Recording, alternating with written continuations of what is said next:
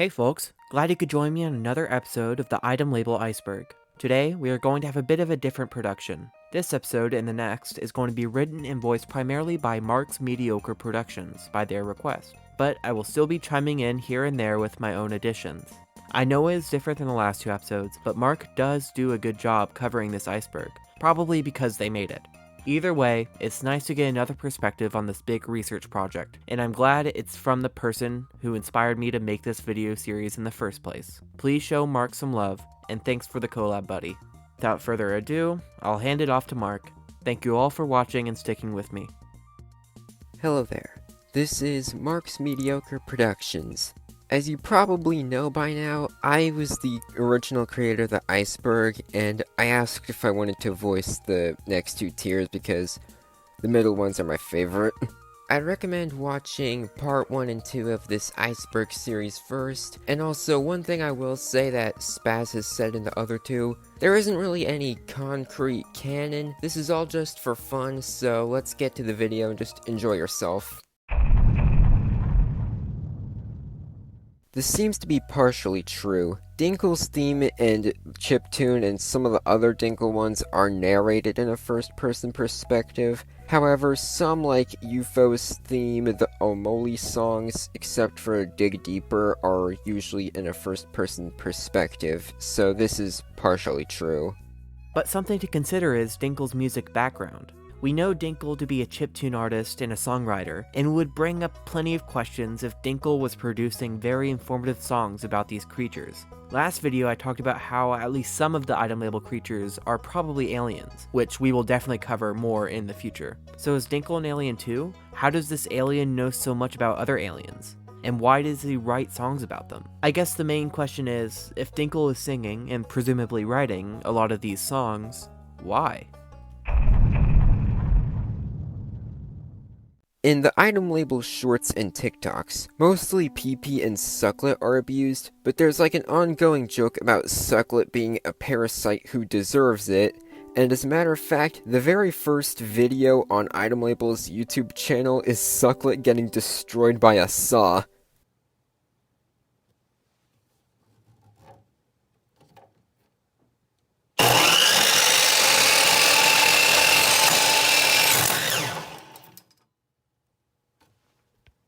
Probably deserves it. Treat stealing fuck. However, not many people know that this Succulent lived. Succulent got stitched up and miraculously lived through trauma. If that doesn't freak you out, you have no soul. Drive45 makes music videos and short comedy videos utilizing live action, stop motion, etc. I'd recommend his channel, it's really amazing. It's beautiful in a horrific way. Drive has made 2 videos for itemLabel, being Number 1 Fan and Dig Deeper. In Dinkle's chiptune, Molly leaves a bad review on Dinkle's song, which pisses him off, so there's a theory that Dinkle writes the Molly songs as a way to spite Molly, kinda like diss tracks I suppose, which kinda fits Dinkle's narcissism. These 2 videos were created by Balp. 2U was a parody of a Q&A video, and VHS was made to look like a 90s introduction to itemLabel, which I just think is really funny. And the itemLabel VHS is actually where the Jaldarian jungle was first mentioned as far as I'm aware of. PP's theme is on Spotify, though it has around 1 extra minute of audio. Spaz briefly talked about this in part 1, and honestly I'd say give the Spotify variant a listen. I think it has been uploaded on YouTube a few times, but it's also on Emmamouse's YouTube topic page if you want to watch it officially.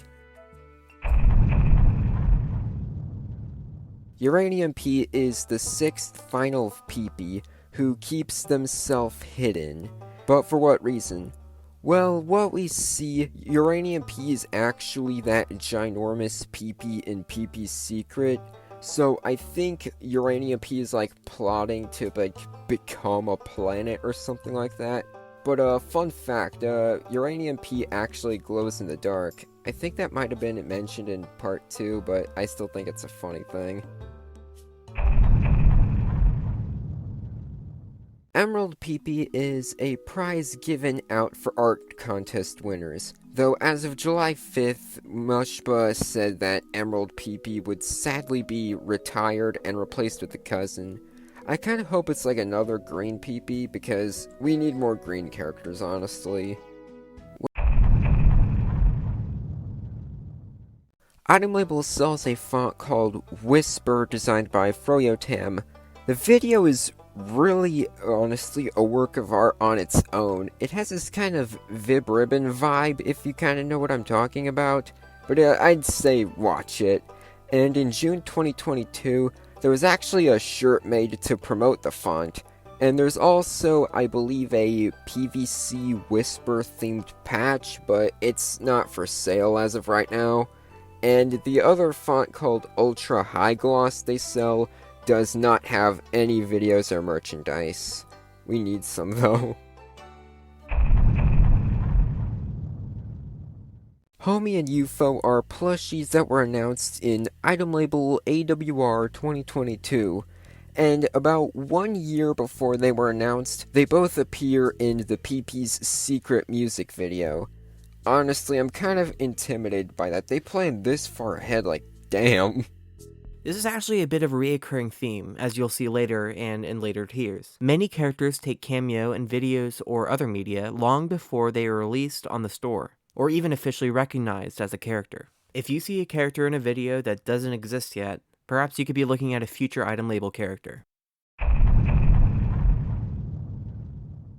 There was a real-life itemLabel egg hunt that was back in, like, April, I believe, and it was supposed to go on for like a week, dropping hints at where the eggs could all be, but all 3 of the eggs were found in like the same day, and one of the prizes inside them had a USB that had some videos, some images. My favorite is just this one picture of Obama that's just there, but it also comes with one of the TikTok songs that Emma Mouse made. That's pretty cool. And don't worry, we will be exploring every part of that flash drive. In fact, it is probably one of the things I am most excited for talking about.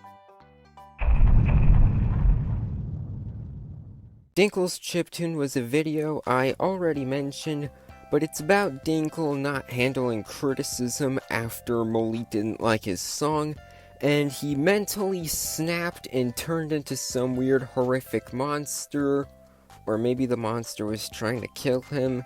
The video is confusing. All I know is that I'm very scared. And it shows, so far, Dinkle is the only creature that has canonically murdered. So, do with that what you will. Dinkle's packaging comes with a fill-in-the-blank, kinda like PP, but it's what Dinkle got cancelled for instead of getting arrested. We all saw what he said in that one TikTok on the news, like, oh... Wow, no wonder he got cancelled, like, wow. Oh, I swear, I wouldn't even say that word. Okay, so these next topics are some that I didn't have space for, or I didn't learn about them until, like, after the Iceberg video, or I just forgot. So here's some bonus entries. The first one I'll be talking about is Harrison and Parker. These two have made 4 itemLabel videos for, itemLabel. Honestly, I hope they get to make a Molly's Melancholy patch set. I need a patch of that one, Aunt My Beloved, honestly. And this next one is called paperclip.rar. I learned about this from radguy842 on Twitter. Basically, according to my research, there was like a PP poll, and you could vote for a paperclip, and there was also a bunch of TikToks telling you to vote for the paperclip as like a social experiment.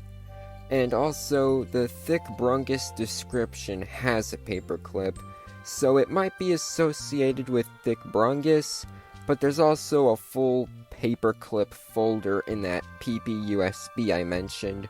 But that's somewhere down in the Iceberg, and I'll let Spaz talk about that one. And the last thing I have here to show are images of 4 future itemLabel characters.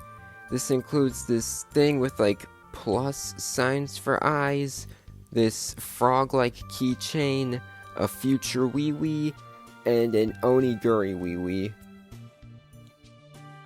I'll quickly give a recap of what I know about these guys. Moshiba put this on his TikTok, and though it would be an interesting item label character, he probably just made it as an art piece to put in a gallery. I think he called it some kind of poop. Funny looking guy.